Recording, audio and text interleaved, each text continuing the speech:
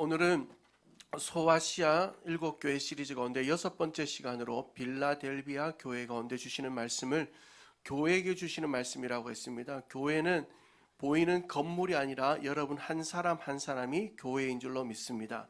성령이 너희 안에 계시는 것과 너희가 하나님의 성전인 것을 알지 못하느냐라고 말씀했습니다. 교회는 바로 우리예요.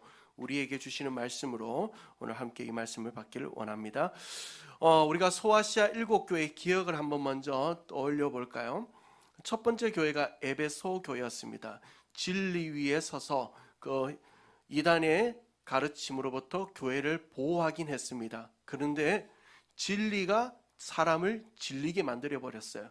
진리는 강조했지만 사랑을 놓쳐버린 교회, 첫사랑의 회복이 필요했던 교회, 바로 에베소 교회. 서머나 교회, 환난과 궁핍 중에도 영적인 인내를 가졌던 서머나 교회가 있었습니다. 버가모 교회, 참 하나님 앞에 칭찬받은 교회이지만 그렇지만 그 교회 안에 발람의 교훈, 세상적인 가치관이 들어와서 그냥 타협하는 신앙들을 만들어버린 일들이 일어났습니다. 그리고 두아디라 교회, 사업과 사랑과 믿음과 섬김과 인내가 있었고 신앙의 업그레이드가 있었던 교회이지만 안타깝게도 그 안에 이세벨과 같은 행위를 하는 여자 리더십들이 있어서 교회를 혼란하게 했던 교회, 두아디라 교회입니다. 그리고 우리가 지난주에는 4대 교회를 살펴봤습니다. 유명한 교회였습니다. 명성이 있는 교회였습니다. 잘 알려진 교회였습니다. 그런데 정작 주님 보시기에는 죽은 교회다라고 책망받았던 교회, 4대 교회입니다.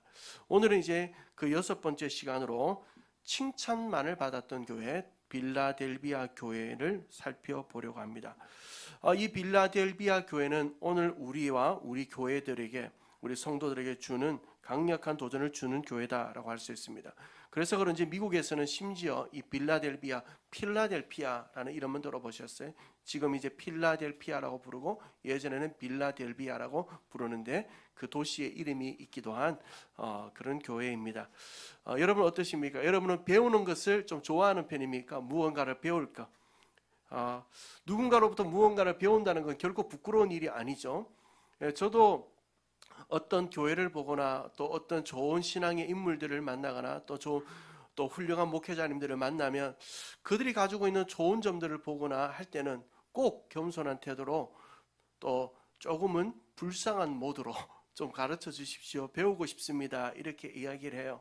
그러면 그 담당 사역자가 되든 또 때로는 담임 목사님이 되든 직접 연락해서 배우고자 요청을 드리죠. 그러면 이제 잘 가르쳐 주세요.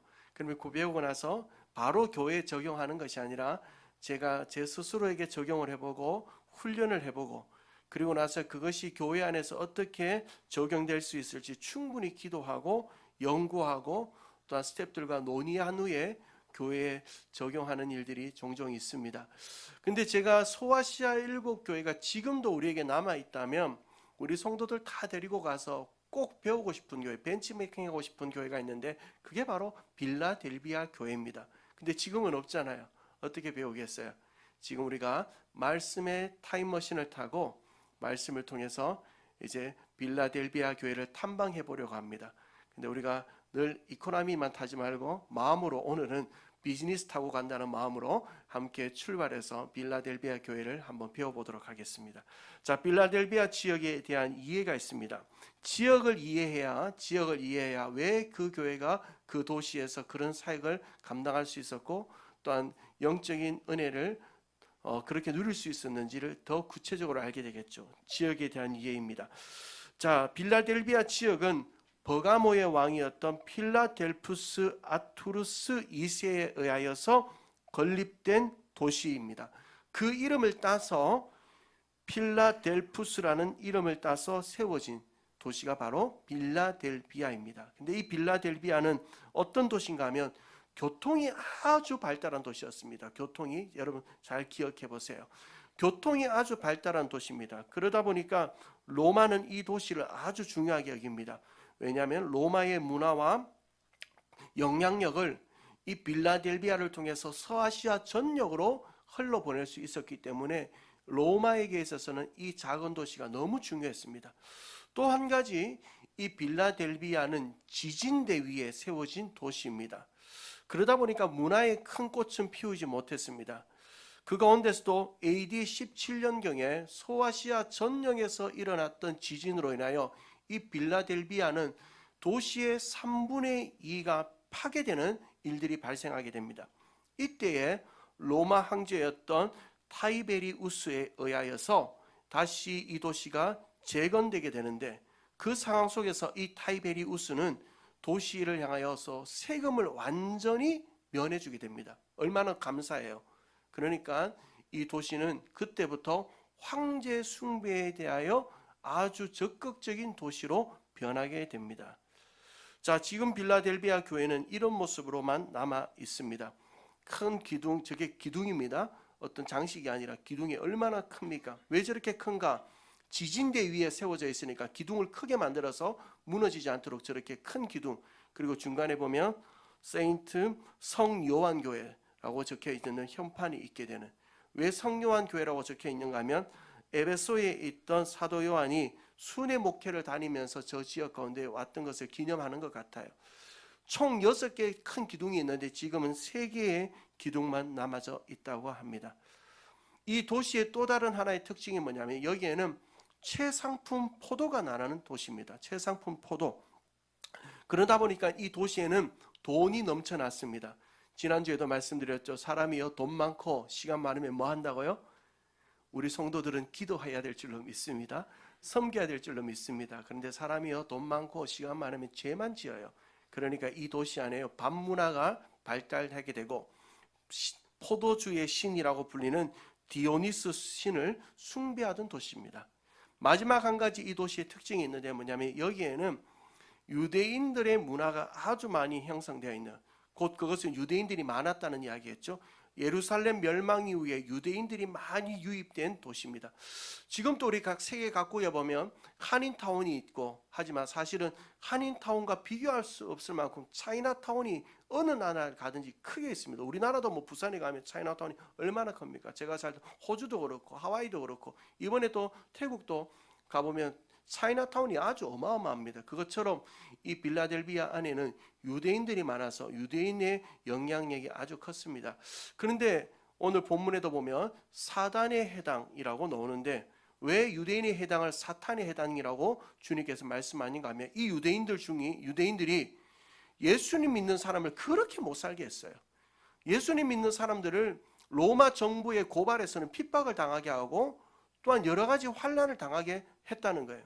그러다 보니까 예수님께서는 이 유대인의 해당을 향하여 사단의 해당이다, 나의 사랑하는 자녀들을 핍박하는 그들을 향하여 그렇게 엄하게 말씀하고 있는 거죠. 이러한 도시적인 상황 가운데서 빌라델비아 교회는 하나님께 책망 하나 듣지 않는 칭찬만 넣는 교회로 우뚝 서게 됩니다. 우리가 그 모습을 함께 점점 조금씩 살펴가며 우리가 어떻게 그런 성도가 될 수 있을지, 또한 우리 은혜인 교회가 그런 교회가 될 수 있을지 함께 영적 도전을 나누길 원하는 겁니다.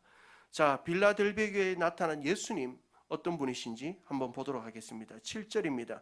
7절을 보시면 빌라델비아 교회 사자에게 편지하라. 거룩하고 진실하사 무엇을 가지시니라고 나옵니까? 다윗의 열쇠를 가지시니. 곧 예수님은 자기 자신을 다윗의 열쇠를 가진 분으로 소개하고 나타내십니다. 다윗의 열쇠를 가진 분. 복음주의 신학자인 존 스토트는 이 부분에 대해 이렇게 얘기합니다. 메시아 대신 그리스도의 권세를 의미한다라고 얘기하는데 이것이 피부에 확 와닿지 않습니다. 이것을 이해하려면 다윗의 열쇠를 가지신 분이라는 의미가 무엇인지를 이해하려면 이사야 22장에 나오는 이야기를 조금 알아야 됩니다.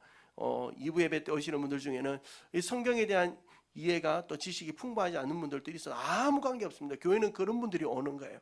그렇지만 제가 최대한 쉽게 얘기할 테니까 한번 들어보십시오. 히스기야라는 왕이 있었습니다. 히스기야 왕 시대에 히스기야가 모든 것을 맡긴 한 사람이 있습니다. 왕을 만날 때도 이 사람을 통해서 만나야 됩니다.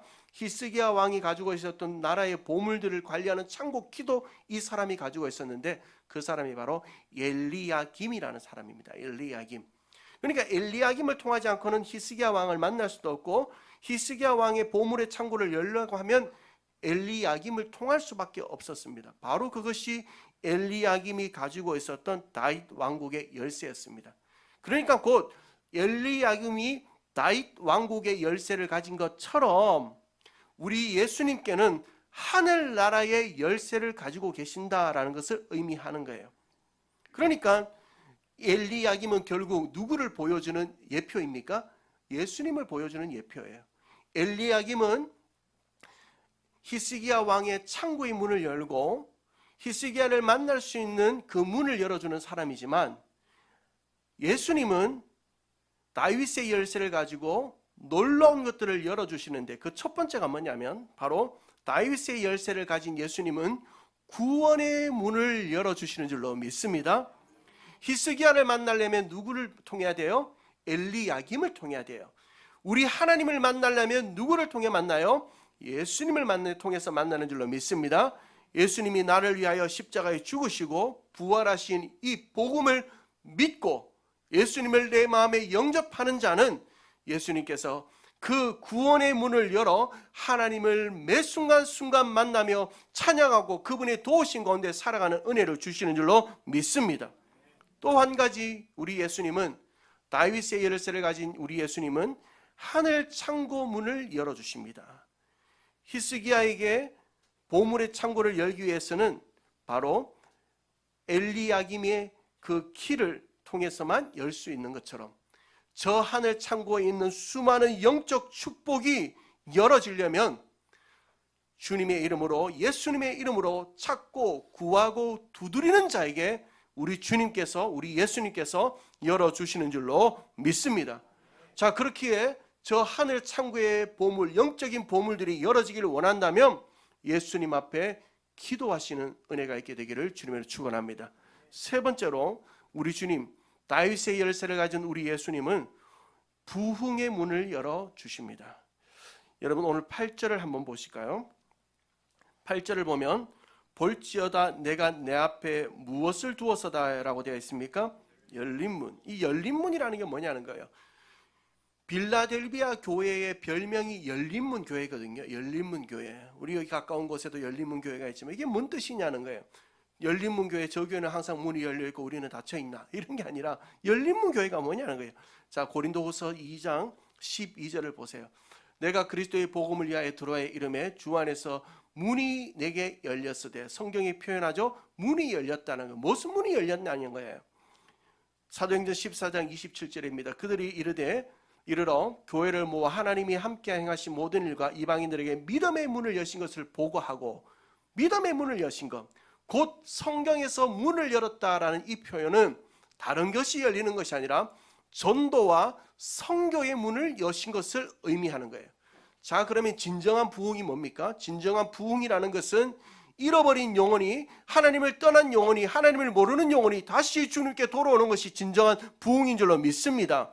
그렇다면 우리 주님께서 열어두셨다라는 이 표현은 바로 부흥의 문을 열어주시는 것을 얘기하는 거예요. 전도의 문을 열어주시고 선교의 문을 열어주신다는 거예요. 여러분, 이 사실은 우리에게 너무나 중요합니다. 우리 주위에는 전도의 문이 열린 사람들이 많습니다. 여러분 찾아보세요. 두드려보세요. 전도의 문이 열린 사람들이 있어요. 그런데 어떤 경우는 저 사람에게는 전도의 문이 열리기를 원하는데 두드려보니까 닫혀 있어요. 그때 뭐 해야 되는가? 계속 두드리는 게 아니에요. 기다려야 됩니다. 때를 기다려야 됩니다. 예수님께서 열어주실 때까지. 그러면 우리는 뭐 해야 됩니까? 그 사람이 아닌 또 다른 전도의 문을 열어두신 분을 찾는 일이 우리가 할 일입니다. 자, 그러면 이런 생각이 문득 듭니다. 그러면 아무것도 할 게 없네. 우리는 주님께서 전도의 문을 열어주시고 선교의 문을 열어주시고 부흥의 역사를 주시니까 우리는 아무것도 할 게 없네, 멍하니 하늘만 보다 열어주시면 들어가면 되겠네 라고 생각하신다면 큰 오산입니다. 우리나라도 요즘 이제 서핑을 많이 하죠. 바다 가보면 젊은 친구들 이렇게 서핑을 많이 합니다. 서핑하는 모습들을 이렇게 보면 이렇게 여러 번 바다에서 보다 보면 까맣게 이렇게 얼핏 보면은 잘 모르고 보면 물개처럼 보여요. 바다 위에 사람들이 둥둥둥 떠 있죠. 왜 떠 있는가 하면 파도를 기다리거든요. 큰 파도. 작은 파도로 오는 거는 뭐 별로 재미가 없는 것 같아요. 아주 큰 파도, 저도 몇 번 하다가 물에 막 빠져가지고 호적된 적도 많은데 큰 파도를 기다린단 말이에요. 파도는 서퍼들이 일으킬 수 있나요, 없나요? 일으킬 수 없습니다. 서퍼들은 파도를 기다리는 사람입니다. 그런데 큰 파도가 왔을 때 이 서핑을 할 수 있는 사람, 그 파도를 탈 수 있는 사람 누군가 하면 평상시에 작은 파도부터 연습하고 훈련해서 실력을 갖추고 기다리는 사람이 준비된 자들입니다. 곧 우리가 부흥의 파도는 우리가 일으킬 수 없습니다.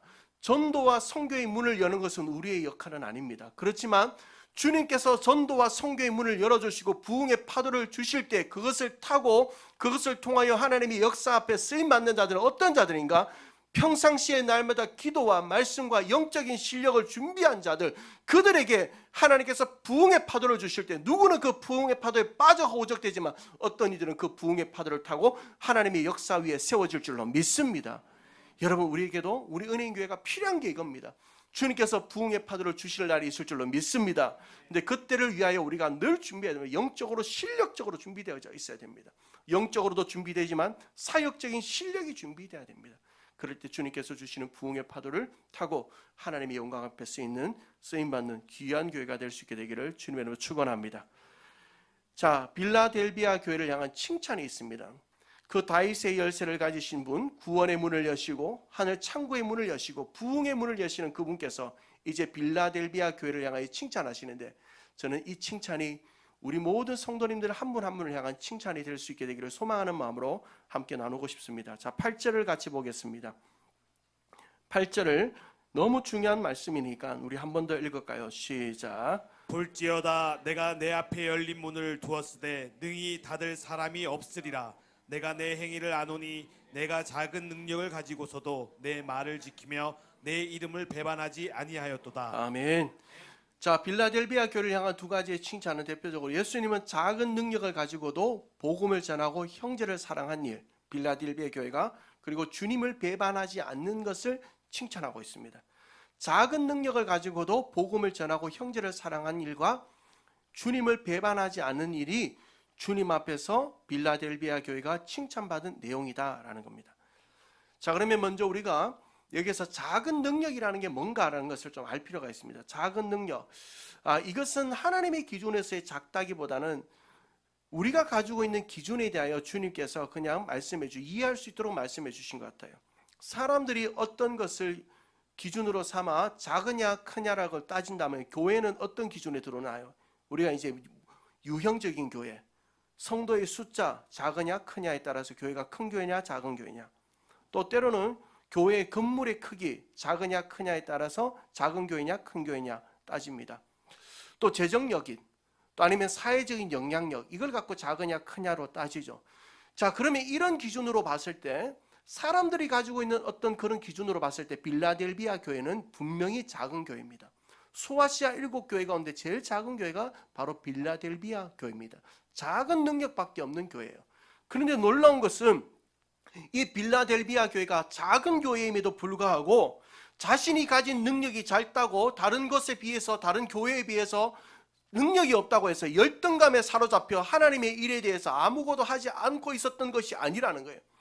비록 작은 능력이지만 주님의 일에 적극적인 의지를 가지고 영적 야성을 가지고 어떤 큰 교회보다, 사람들이 말하는 일반적인 큰 교회들보다 더 많은 사역을 감당했던 교회, 그 속에서 오는 조롱과 세상적인 유혹 앞에 흔들리지 않았던 성도들과 교회가, 바로 그 교회가 빌라델비아 교회였다는 겁니다. 여러분, 빌라델비아 교회는 제가 지역에 대한 이해를 할 때 최상품 포도가 나오는 부자 도시라고 했습니다. 부자 도시.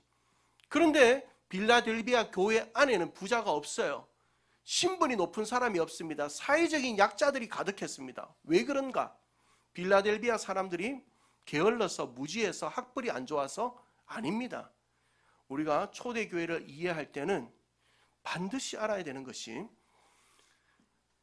상인 조합 안에 들어가지 못하면 일반적인 생계를 살아갈 수가 없어요.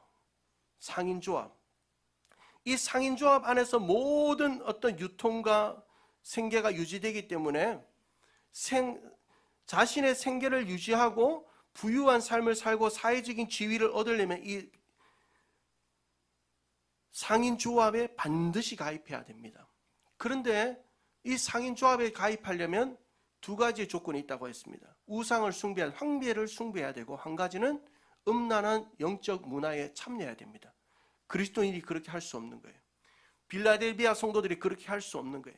물질적 손해를 당하고 사회적인 불이익을 당할지언정 신앙의 정절을 지키는 일을 그들은 배반하지 않았습니다. 그러니까 가난해질 수밖에 없는 거예요. 그러니까 사회적인 지위가 높아질 수 없는 거예요. 사회적인 힘을 가질 수 없는 거예요. 예를 들어 여러분, 다음 주일부터 여러분 이제 은혜인 교회 와서 예배 드리려면 여러분이 100만 원의 세금을 내야 됩니다. 한 번 예배 드릴 때마다 100만 원의 세금을 내야 됩니다 하면 우리 은혜인 성도는 한 분도 빠짐없이 다 올 줄로 믿습니다. 이 아멘 했다가 큰일 날 것 같아서 입 꾹 다물고 계신데, 그런 일들이 실질적으로 있었다는 거예요. 옆에서는 그런 얘기들을 합니다. 너 우상한테 절하면서 교회 다니는 게 뭐가 그렇게 그렇다고 하냐. 사장님들하고 1차, 2차, 3차 가고 교회 와서 회개하면 되지. 뭐 그렇게 너 유리벌나게 예수 믿는다고 그러냐. 너는 좋다 치자. 너는 예수 믿으니까 그렇다 치자요. 그런데 너가 그렇게 상인조합에 가입하지 않으니까 너 가정을 봐라. 가정이 얼마나 힘드냐. 가정이 얼마나 힘드냐. 빚부터 갚아야 되지. 뭔 11조부터 한다고 하냐. 뭐 헌금부터 한다고 하냐. 너 가정이 힘들잖아. 너는 힘들어도 애들은 그렇게 하면 안 되잖아. 애들 학원도 보내야 되지 않냐. 설득하는 거예요. 그러면서 그 사람이 얘기합니다. 야, 나 너한테 말은 안 하려고 했는데 내 요 말은 할게. 나도야 교회 집사다. 야 나도 교회 집사다.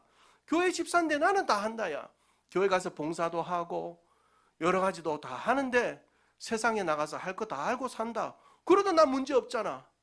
너만 왜 그래 유별나게 하냐. 유별나게 하냐. 요즘 예수 믿는 트렌드가 그게 아니다 얘기해 주는 거예요. 그래도 빌라델비아 성도들은 그런 세상적인 유혹과 조롱 앞에서 주님을 배반하지 않습니다. 비록 내가 가난할지언정, 비록 내가 사회적인 힘이 없을지언정, 사람들에게 무시당할지언정, 사람들이 우리를 보며 우스꽝스럽다고 어리석다고 할지언정 주님을 배반하지 않습니다. 그러니까 주님께서 이 교회를 칭찬하시는 거예요. 그러다 보니까 작은 능력밖에 없는 교회입니다. 소아시아 7교회 가운데 가장 짧은 역사를 가진 교회입니다. 규모도 작았습니다. 라오디게아 교회처럼 재력과 영향력도 없었습니다. 교회 안에 유명한 사람 하나 없습니다. 있을 수가 없죠. 제자 훈련 프로그램이 에베소 교회처럼 넘치는 것도 아니었습니다. 그런데 그 작은 교회가 주님 보시기에는 가장 강력한 교회로 세워져 있다는 거예요. 저는 이 은혜가 우리 교회 가운데도 그대로 성취되기를 주님의 이름으로 축원합니다. 이 교회는 그 작은 능력을 가지고 크게 두 가지의 사역을 감당했는데, 첫 번째는 선교이고 두 번째는 형제 사랑입니다. 조금 전에 말씀드린 것처럼 이 빌라델비아 교회는 빌라델비아라는 지역 안에 있는 교회잖아요. 이 빌라델비아 지역은 교통의 요지입니다. 그래서 아시아로 통하는 관문이라는 별명을 가졌다라고 알려져 있습니다. 그러니까 이 교통의 요지였던 빌라델비아, 로마 정부에게서는 가장 중요했던 지역이라고 말씀드렸습니다. 그런데 영적 야성을 가지고 거룩한 비전을 가지고 있었던 빌라델비아 성도들에게 있어서는 이 일은요, 이 놀라운 지리적인 장점은 성교의 전초 기지가 되는 중요한 장점이 됩니다. 그래서 우리가 복음을 전하여 열방을 향하여 주의 복음을 전할 수 있는 일에 우리 교회가 쓰임받기를 원한다. 작은 교회지만 성교에 매진했던 교회, 바로 빌라델비아 교회입니다. 또 한 가지, 그들은 형제 사랑에 힘을 다했습니다. 이 빌라델비아라는 뜻이 두 가지의 단어가 합성된 단어인데, 필로스라는 사랑, 아델포스라는 형제, 이 두 단어가 합성된 도시입니다. 뜻을 가진 도시입니다. 그러니까 형제 사랑이라는 도시입니다. 형제 사랑. 그런데 세상 사람들은 형제 사랑하는 일에 관심 없습니다. 내 베풀리고 우리 가정 잘 살고 내 식구 잘 살면 되지 형제 사랑 따위에는 관심 없습니다. 그런데 작은 능력을 가진 교회, 그 빌라델비아 교회만큼은 형제 사랑에 지극한 관심을 가집니다. 최상품 포도가 나오는 지역이라고 했습니다. 이 최상품 포도를 사서 성만찬 포도주를 만들지 못하는 교회들이 있는 걸 알았던 거예요. 그래서 그 성도들은 허리띠를 졸라매고 자신들의 노동력을 들여서 성만찬용 포도주를 만들어 자신들보다 좀 더 힘든 교회들에게 나누었다고 합니다. 사랑하는 성도 여러분, 이런 거 보면요, 그런 것 같아요. 사람이 누군가를 돕는 것은 넉넉해서 돕는 게 아닌 것 같아요. 그 사람보다 조금 더 있는 사람이 돕는 것 같아요. 주머니가 찢어질 만큼 돈을 갖고 있는데 나누지 않아요. 나누지 않아요. 그런데 어떤 사람은 동전 2입밖에 없어요. 근데 그 한 입을 나눌 수 있어요. 주님 보시기엔 누가 부자인 줄 아세요? 주님 보기에는 동전 2입밖에 없지만 한 입 나눌 줄 아는 사람. 그 사람이 진정한 부자인 거예요. 이건 그냥 생각으로 되는 게 아닙니다. 삶으로 실천돼야 됩니다.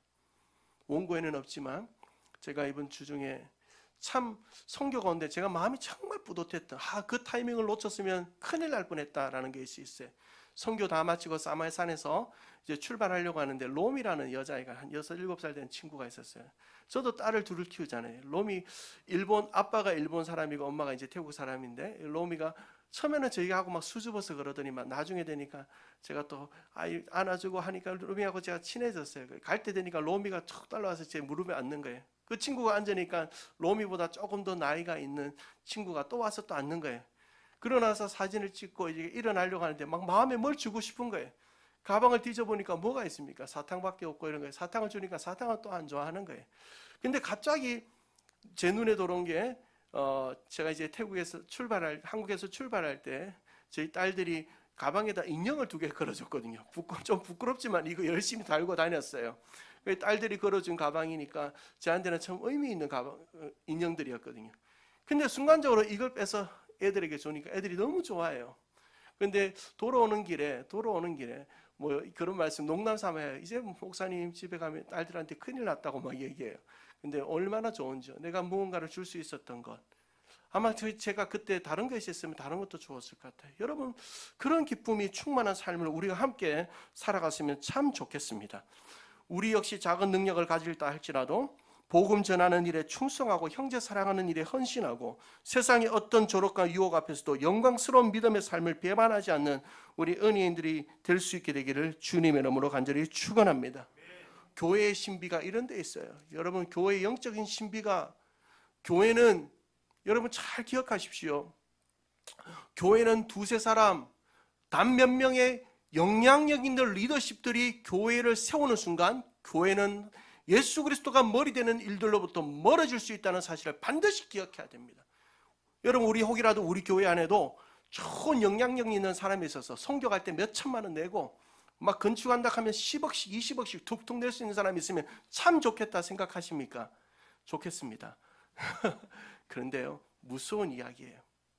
그러는 순간 그분이 정말 하나님 앞에서 충성된 마음으로 하지 않고 인간적인 계산이 들어가는 순간 그 교회는 그 한 사람의 교회로 전락할 위험이 너무나 큽니다. 그래서 교회의 아름다움은 교회의 영광은 어디에 있는가? 작은 장작들이 모이는 거예요. 작은 장작들, 세상에서 믿음으로 살며 흘린 눈물 때문에 젖은 장작들, 저 불이나 붙겠나 싶은 젖은 장작들, 너무 볼품이 없어서 장작으로 쓰기에도 볼품 없는 것 같은 장작들, 아니 심지어는 이리저리 치여서 이름도 모르는 들풀과 같은 풀들이 모여서 그 작은 힘들이지만 주님을 위하여 한번 살고 싶습니다, 주님을 위하여 한번 드리고 싶습니다라고 헌신하는 자들이 함께 모일 때 성령께서 그 가운데 기름을 부으시고 성령의 불로 임하셔서 산을 태우고도 남는 큰 불을 일으켜주는 곳, 바로 그것이 교회가 되어야 될 줄로 믿습니다. 저는 이 빌라델비아 교회를 살피며 2주 전에 이제 선교 가기 전에 설교를 다 준비해 놓고 이 교회를 놓고 기도하고 하는데 제 마음 가운데 우리 은혜인 교회를 생각하지 않을 수 없는 마음을 주셨어요. 저도 은혜인 교회 성도잖아요. 우리의 모든 것은 성도로 시작하거든요. 우리 목사, 장로, 권사, 안수집사 이건 직분이에요. 그냥 나도 한 성도로서 은혜인 교회 얘기를, 내가 다니는 교회 얘기를 한다는 것이 어떻게 얘기해질지 모르겠지만 감사한 게 참 있어요. 먼저는 제가 개인적으로 감사한 게 있어요. 저는 제 목회에서 절대로라는 단어를 사용하는 부분이 있었습니다. 내 목회에서는 절대로 이런 일은 없을 거야. 첫 번째는 제가 대구에 와서 다시 개척을 할 일은 절대로, 와서 목회할 일은 절대로 없을 거예요. 고향인 교회 대구에 와서 다시 목회를 하는 일은 없을 거예요. 그게 절대로. 두 번째는 뭐냐면 개척. 나는 개척을 할 이유도 없고 개척에 대해서 생각도 안 해본 사람입니다. 그런데 이 절대로라는 것이 하나님 안에서는 반드시라는 계획 속에 있었던 것을 은혜인 교회를 섬기면서 알게 되었어요. 저는 물론 제가 좀 착하잖아요. 마음이 여린 사람이에요. 그래서 목회를 할 때도 사람들의 일들을 들으며 마음이 함께 아파하고 그랬던 사람입니다. 그런데 사실 뭐 오늘 있다가 갑자기 내일 비행기 타고 외국 여행 다니고 시장에서 그냥 뭐 양말 한두 개 사는 것처럼 명품 가방 한두 개 쉽게 사고 TV에서 보는 분들하고 뭐 그냥 차 마시고 식사하고 이런 일들이 일상이던 때에는 잘 몰랐습니다. 정말로 마음을 다해서 성도들의 그 아픔을 붙들고 밤새 고민한다는 게 어떤 마음인지 잘은 몰랐습니다. 물론 기도하기도 했고 했었죠. 그런데 은혜인교회를 섬기면서 한 주 한 주 성도들의 눈물의 이야기, 가정에서 일어나는 여러분의 아픔의 이야기, 그 이야기를 품고 듣고 기도하고 고민하는 가운데 조금 목자의 마음을 알고 있어요. 우리 주님의 마음이 저런 마음이겠구나, 이런 마음이겠구나 하는 걸 조금 느낍니다. 고만고만한 성도들이 고만고만한 힘들을 모아가지고 고만고만하자는데도 자꾸 뭔가 주를 위해서 일하려고 하는 모습을 보면서 진심으로 우리 성도들을 위해서 기도하는 목사가 이제 고만고만 되어가는 것 같아요. 그래서 저는 절대로 나는 대구에서 개척하지 않을 거라는 이 절대로라는 것이 하나님의 반드시라는 계획 속에 있어서 나를 하나님의 사람으로 세우기 위하여 여기 오게 하시구나 하는 생각들을 가지면서 참 감사하고 있습니다. 그런데 또 한 가지 감사한 건 뭐냐면 그렇게 작은 교회, 우리 그렇게 큰 교회는 아니잖아요. 이 작은 교회가요, 주를 위하여 하려고 하는 일들을 볼 때는 정말 하나님께서 그래도 빌라델비아 정도는 안 돼도 빌라델보아 정도는 안 되겠나 이 생각해요. 한 해를 시작하면서 우리가 연탄 봉사부터 시작합니다. 연탄 봉사하죠. 해외 선교하죠. 짜장잔치 하죠. 그리고 미라클 축제하죠. 순간순간마다 여러 가지 들려오는 아픔의 이야기들이 있으면 우리 마음을 모아서 함께 힘을 모으는 것들 볼 때 참 하나님 앞에서 우리 은혜인교회가 그래도 주님 보시기에 어떨지 자꾸 묻게 됩니다. 이번에 선교를 가서도 박상일 선교사님하고 얘기를 잠깐 나누는데 박상일 선교사님이 그래요. 목사님 감사합니다. 이번에 차를 구입했어요. 이러는 거예요. 그래서 순간적으로 잊고 있었습니다. 기억하실 겁니다. 작년에 박상일 선교사님 안식년을 맞아서 부활절쯤에 교회 와서 설교를 하는 가운데 본인도 모르게 교회 선교지에 차가 필요하다는 이야기를 하셨어요. 그 이야기를 듣고 제 마음의 감동이 우리가 작은 거라도 좀 같이 동력하면 좋겠다 해서 운영위원회라고 얘기하니까 부활절 헌금의 일부를 보내자 해서 보냈습니다. 그 돈이요 차 하나 사는데 사이드 밀러 하나 값밖에 안 돼요 사실은. 그런데 박성일 선교사님이 그러세요. 차가 필요해서 기도 제목을 갖고 한국을 방문했을 때 제일 처음 얘기했던 교회가 은혜인교회고 제일 처음으로 헌금을 해준 교회가 은혜인교회다. 그래서 그거로 인해서 우리가 차를 구매할 수 있었다 얘기를 해요. 순간적으로는요 우리 교회 차가 생각이 나는 거예요. 우리도 20만 킬로가 넘었는데 근데 40만 50만 타도 문제 없어요 요즘 차들. 그런데 우리가 그렇게 작은 능력이나마 주를 위하여 섬길 수 있고 헌신할 수 있는 교회가 되고 있다는 일에 대해서 여러분 우리가 코로나를 빼고 매년마다 그래도 선교지를 밟고 선교의 현장에서 땀을 흘릴 수 있게 하신 것 하나님의 은혜요 하나님의 특별한 축복인 줄로 믿습니다. 이 빌라델비아와 같은 교회 이 아름다운 모습이 우리 은혜인 교회가 주님 앞에 오시는 그날까지 늘 기억하고 배워가고 실천할 수 있게 되기를 주님의 이름으로 축원합니다. 자, 빌라델비아 교회를 향한 책망이 있어요. 책망 찾아봅시다. 빌라델비아 교회를 향한 책망 있을까요? 없을까요? 없어요. 빌라델비아 교회를 향한 책망은 없습니다. 주님이 보시기에 그러는 거예요. 우리 종종 그렇게 얘기하잖아요. 저 사람 말하는 것도 그렇고 행동하는 것도 그렇고 교회 섬기는 것도 그렇고 가정을 섬기는 것도 그렇고 예수님 섬기는 것도 그렇고 어느 것 하나 버릴 거 없다.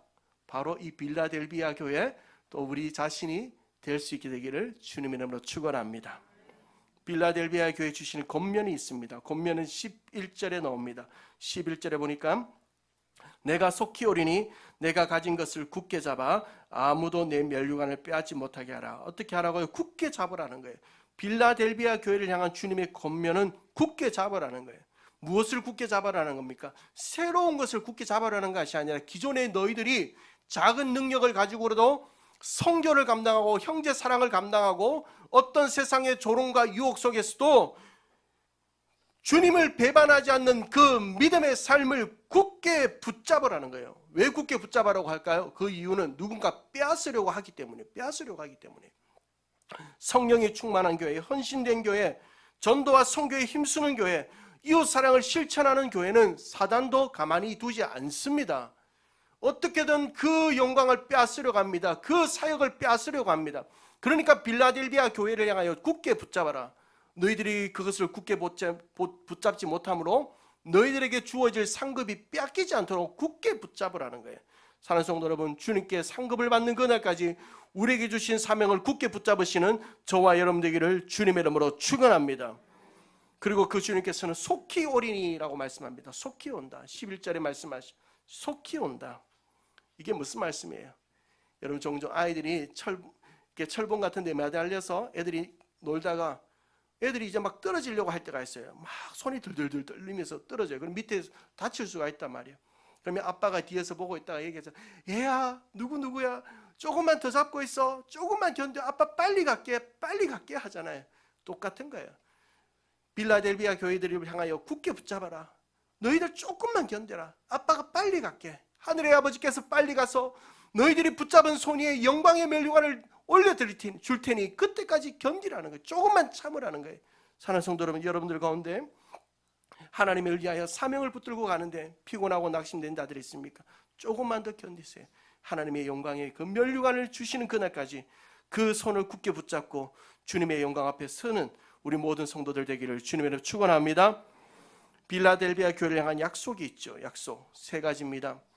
빌라델비아 교회를 향한 약속, 첫 번째는 핍박자들이 돌아오는 것.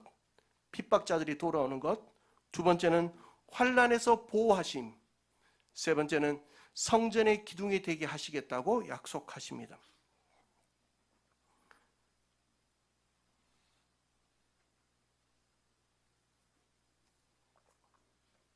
본문 9절을 보시면 이렇게 말씀합니다. 보라, 사단의 회당 곧 자칭 유대인이라 하나 그렇지 아니하고 거짓말을 하는 자들 중에 몇을 내게 주어 그들로 와서 내 발 앞에 절하게 하겠다라고 말씀합니다. 유대인들은 그리스도인들을 핍박했습니다. 예수 그리스도를 믿는 것 때문에 그리스도인들을 로마 정부에 고발했습니다. 그런데 그렇게 고발하고 자신들을 핍박하던 유대인들이 주님의 발 앞에 엎드려 복음을 믿고 하나님을 아버지라 부르게 하시겠다는 거예요. 사랑하는 성도 여러분, 여러분이 신앙적인 핍박을 주는 자들이 있습니까? 그들이 때가 되매 여러분이 믿음으로 십자가를 지고 나아가는 그날 가운데 하나님이 그때가 되매 그들 또한 주님 앞에 돌아오게 하실 줄로 믿습니다. 주님의 나를 바라보며 기도의 줄을 붙잡고 구원의 문이 열어지길 위하여 기도하는 여러분의 가족들이 있으시죠? 조금만 더 힘을 내세요. 주님의 날에 반드시 그들 또한 주님 앞에 와 엎드리며 주님을 높이는 날이 오게 하실 줄로 믿습니다. 주님의 약속입니다. 10절입니다. 10절에 보니까 보호해 주신다고 약속합니다. 내가 나의 인내의 말씀을 지켰은즉 내가 또한 너를 지켜 시험의 때를 면하게 하겠다. 시험의 때를. 악의 세력이 굴복당하기 전 주님께서는 우리에게 예언하셨습니다. 악의 세력이 굴복당하기 전 이 땅 가운데는 큰 환란이 있을 것을 말씀하셨습니다. 그런데 그 환란 중에서도 이기는 자들, 굳게 붙들고 사명을 붙들고 작은 능력이나마 주님을 위하여 살아가는 자들을 지키시겠다고, 보호하시겠다고 약속하십니다. 그리고 또한 주님께서는 12절에 그들로 하여금 하나님 성전의 기둥이 되게 하겠다. 이기는 자는 내 하나님 성전의 기둥이 되게 하겠다. 여러분, 솔로몬 성전을 기억하십니까? 솔로몬 성전 입구에 두 기둥이 있었다고 했습니다. 하나는 보아스, 하나는 야긴입니다. 그가 세우셨다는 뜻을 가진 야긴과 하나님이 힘이 있다는 뜻을 가진 보아스, 두 기둥이 있었습니다. 솔로몬 성전을 드나드는 모든 사람들은 저 기둥을 보게 됩니다. 그래서 제가 외우기 쉽게끔 이렇게 말씀드렸죠. 야, 긴 기둥 보아스. 야긴과 보아스를 보며 드나듭니다. 성전에 필요한 기둥입니다. 성전의 기둥이 되게 하겠다는 것은 하나님 나라에 반드시 필요한 사람으로 세워주시겠다는 겁니다. 우리가 종종 너 교회의 기둥 같은 인물이 될 거야 하는 것도 그런 의미잖아요. 너 교회에 꼭 필요한 사람이 되게 하겠다는 거예요. 주님께서 빌라델비아 교회 끝까지 사명을 붙들고 작은 능력이지만 충성하고 주님을 배반하지 않았던 교회를 하나님 나라에 꼭 필요한 기둥으로 삼아주신 것처럼 우리 사랑하는 모든 성도들과 우리 은혜인 교회가 주님 앞에 작은 능력이지만 하나님의 나라와 복음을 위하여 선교하고 사랑을 나누고 또한 끝까지 주님을 배반하지 않음으로 믿음을 지킴으로 말미암아 주님 나라의 기둥과 같이 쓰임받는 우리 모든 은혜인들 되기를 주님의 이름으로 축원합니다. 말씀의 결론을 내리며 빌라델비아 교회를 향한 적용점 3가지를 함께 나누겠습니다. 첫 번째는 주님께서 부흥과 전도의 문을 열어주시는 날을 사모하며 늘 깨어 준비하자는 겁니다. 두 번째는 작은 능력으로라도 복음을 전하고 이웃을 사랑하는 일에 우리 끝까지 굳게 붙들고 충성하자는 겁니다. 마지막 3번째는 면류관의 주인공이 되는 그날까지 우리의 사명 붙들고 함께 살자는 것입니다. 오늘 이 빌라델비아 교회를 보면서 여러분, 나도 저런 성도, 우리 은혜인교회가 저런 교회가 되면 좋겠다는 마음이 들지 않습니까? 그 마음을 붙들고 살아가다가 혹이라도 세상 사람들이 우리 자신을 보며 너 참 어리석다, 야 뭐 그렇게 하냐라고 마치 우리를 우스꽝스럽게 여기고 우리를 조롱하고 우리를 핍박할 때 제가 마지막으로 드리는 이 한 일화를 기억하시면서 어떤 상황 속에서도 우리에게 주신 사명을 포기하지 않기를 바라봅니다. 구세군 창설자인 윌리엄 부스라는 사람이 배로 여행하기 위하여 가던 어느 날 탬버린을 치며 우스꽝스러운 모습으로 배 위의 갑판을 걸어 다니고 있었다고 합니다. 탬버린을 치며 우스꽝스러운 모습으로 탬버린을 치고 다니고 있었던데 그 이유는 그 소리를 들은 사람들에게 복음을 전하고 싶었던 이유예요.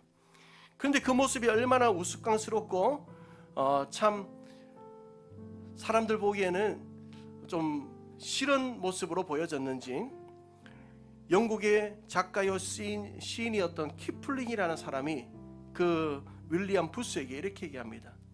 당신이 어떻게, 그래도 사람들에게 그렇게 알려진 당신이 어떻게 그렇게 천박한 악기로 소리를 내며 걸어오십니까? 라고 빈정된 거예요. 그러자 이때 이 말을 들은 윌리엄 부스가 우리에게 알려진 유명한 하나의 말을 남깁니다. 선생이요, 만일 내가 물구나무를 써서 2발로 탬버린을 두드려 한 생명이라도 구원할 수 있다면 기꺼이 나는 그렇게 할 것이요. 한 생명이라도 구원할 수 있다면 나는 기꺼이 그렇게 할 것이요. 우리를 통하여 한 생명이라도 주님께 돌아올 수 있다면 태국이 아니라 땅 끝까지라도 작은 능력이지만 그 능력을 가지고 주님 앞에 끝까지 나아가는 우리 은혜인 모든 믿음의 공동체와 우리 성도들 다 될 수 있게 되기를 주님의 이름으로 축원합니다. 같이 주님께 찬양 드릴까요?